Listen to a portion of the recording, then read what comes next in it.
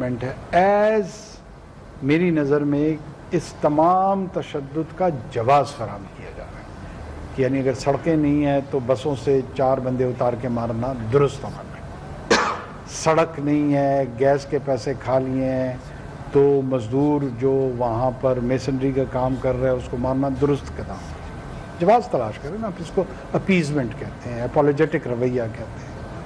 ہماری گزارش یہی ہے کہ ان دونوں کو ڈی لنک کیا جائے، لوگوں کو یا فیڈریٹنگ یونٹس کو سیاسی اور معاشی حقوق دینے کے لیے قتل و غارت گری کی ضرورت نہیں ہے۔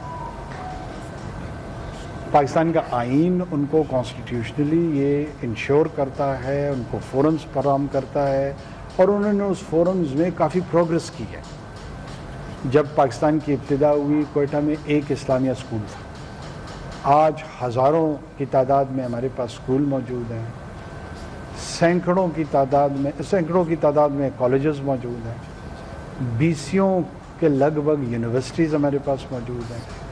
ایک سنڈیمن اسپتال پورے صوبے میں، غالباً کوئٹہ شہر میں ہمارے پاس تھا 1947 میں۔ آج سینکڑوں کے حساب سے ہمارے پاس ہیلتھ یونٹس جو ہیلتھ سروسز پرووائڈ کر رہے ہیں وہ موجود ہیں۔ ہمارے پاس ایسفالٹ میٹل روڈز کے ایک ہیوج نیٹ ورک موجود، بہتر نہیں ہوگا، اس سے بہتر ہو سکتا ہے، کیونکہ کوئی شک نہیں ہے، لیکن وجود رکھتا ہے، موجود ہے۔ ہمارے لوگ بزنسز میں کنٹریبیوٹ کر رہے ہیں، ارننگز کر رہے ہیں، چاہے وہ ایگریکلچر بزنس ہے، چاہے وہ مائننگ کے بزنس ہے، چاہے وہ ٹریڈنگ ہے، کوئی ایسا شعبہ نہیں ہے جس میں وہ وابستہ نہ ہو۔ پاکستان کے جتنے بھی بیوروکریٹک نظام ہیں اس کے اندر ریپرزنٹیشن ہماری موجود ہے۔ ایسا نہیں ہے کہ بلوچستان سے لوگ سی ایس ایس کے امتحان کے لیے ان پہ پابندی ہے کہ بلوچستان کے ڈومیسائل کے لوگ نہیں آ سکتے، ایسا کوئی بات نہیں۔ ایسا نہیں ہے کہ پاکستان کے فوج میں وہ ریکروٹ نہیں ہو سکتے ہیں، ایسی کوئی بات نہیں ہے۔ پاکستان کے پیراملٹری ملیشیا میں یا کہیں اور پر وہاں پر وہ نہیں آ سکتے، ایسی کوئی بات نہیں ہے۔ تو ڈسکرمنیشن کہاں ہے؟ دیکھیے، ڈسکرمنیشن اس وقت ہوتی کہ ایک قانون پاس ہوا ہوتا تھا کہ سندھ کے افراد جو ہے نا وہ ایئر فورس میں نہیں جا سکتے، کے پی کے افراد جو ہے نا وہ نیوی میں نہیں جا سکتے، بلوچستان کے افراد فوج میں نہیں جا سکتے۔ ایسا کوئی قانون یہاں پہ موجود نہیں ہے۔ کوئی پریکٹس ایسی موجود ہے کہ چلے قانون نہیں ہے لیکن ایک انتظامی انڈرسٹینڈنگ کے ساتھ یہ کرتے ہیں کہ یہاں سے آنے والے جو لوگ ہیں ان کو نہیں ریکروٹ کرتے، وہ بھی نہیں ہے۔ پھر کیا ہے؟ یہ جنگ بیانیے کی چل رہی ہے۔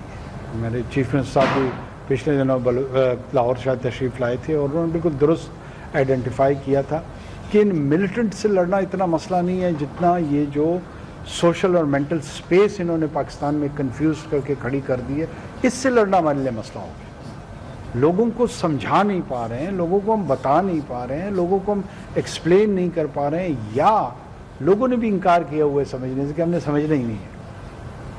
ایک ضد کی جو کیفیت، ایک انا کی جو کیفیت، طرز پوہن جس پہ بندے اڑ جاتے ہیں، اس سے ہٹنے کو کوئی تیار ہی نہیں ہے، وداؤٹ ریئلائزنگ کہ یہ ایشو جو ہے خاکم بدہن، یہ تو پورے گھر کو چلانے کی طرف چل پڑا ہے۔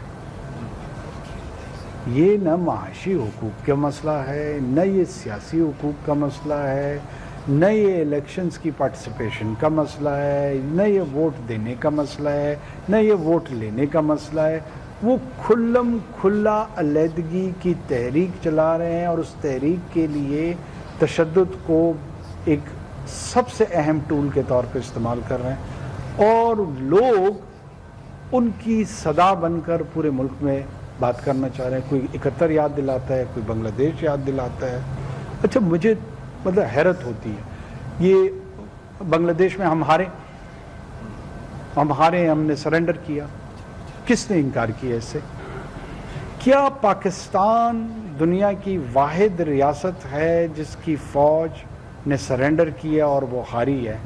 باقی دنیا میں جتنے ممالک ہیں ان قوموں کی زندگیوں میں اس طرح کا کوئی واقعہ نہیں ہوا۔ جاپان کا ہوا ہے؟ نہیں ہوا ہے۔ رشیا کا ہوا ہے؟ نہیں ہوا ہے۔ فرانس کا ہوا ہے؟ نہیں ہوا ہے۔ یو کے کا ہوا ہے؟ نہیں ہوا ہے۔ امریکہ کا ہوا ہے؟ نہیں ہوا ہے۔ افغانستان کا ہوا ہے نہیں ہوا ہے؟ کون سا ہندوستان کا ہوا ہے نہیں ہوا ہے؟ چین کے ساتھ نہیں ہوا ہے؟ اور کسی ملک میں ماں سوائے جغتیں آپس میں جو پاکستانی ایک دوسرے کو کراتے ہیں، کوئی اور قوم مجھے بتائیں جو جغتیں کراتی ہو؟ تم تو وہی ہو نا جو ہار گئے۔ ایسے تماشبین کے طور پہ آپ کو جغت کراتے ہیں جیسے یہ اس قوم کا حصہ نہیں ہے، میں حصہ ہوں اور یہ چھت سے کھڑا میرا تماشا دیکھ رہا اور مجھے جغتیں کرا رہے ہیں۔ یہ کون سی ذہنی کیفیت ہے؟ بڑے بڑے دانشور جو کہ کہلواتے ہیں اپنے آپ یا چاہتے ہیں کہ میں اور آپ ان کو یا تو ان قوموں میں سے کوئی ہارا نہ ہو، پھر تو ٹھیک ہے، ہم واحد یہ شرمندگی ہمارے حصے میں یہ حد تک ہمارے حصے میں آئی ہے اور کسی اور کے حصے میں نہیں آئی۔